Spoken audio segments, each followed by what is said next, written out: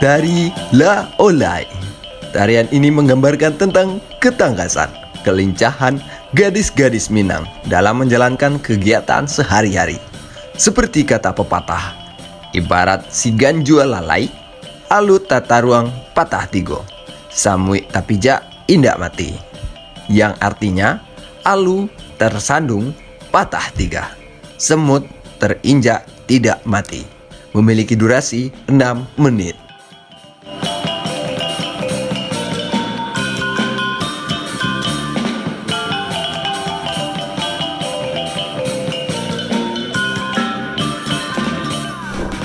Tari Ragam Andalas. Beragamnya budaya dan seni di Pulau Sumatera merupakan inspirasi dari penggarapan karya Tari Ragam Andalas dalam bentuk kolaborasi antara musik dan tarian. Di dalam tarian ini tercermin bagaimana kerahmatannya masyarakat dalam budaya masing-masing daerah di Pulau Sumatera, yang pada dasarnya menyatu dalam satu rumpun budaya Melayu, memiliki durasi 10 menit.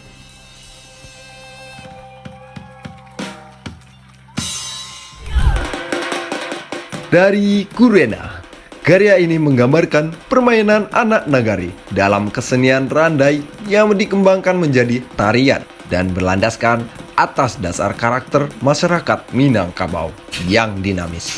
Berangkat dari gerak pencak silat Minangkabau yang dikembangkan dengan eksplorasi tubuh, ruang, waktu, dan teknik gerak dalam proses berpikir dan bekerja secara kreatif. Memiliki durasi 6 menit.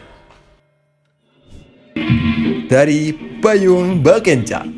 Tari ini menggambarkan tentang gadis Minang yang asyik bermain di tengah hujan dan panas dengan gerakan yang lincah, ritmis, dan dinamis. Memiliki durasi 5 menit. Tari Salam Baindang. Tari Salam Baindang terinspirasi dari Indang yang ada di Minangkabau, yang salah satu cara menyiarkan agama Islam.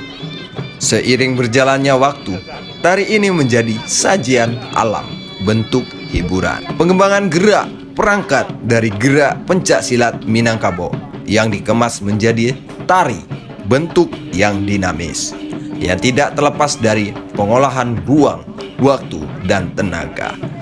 Memiliki durasi 6 menit.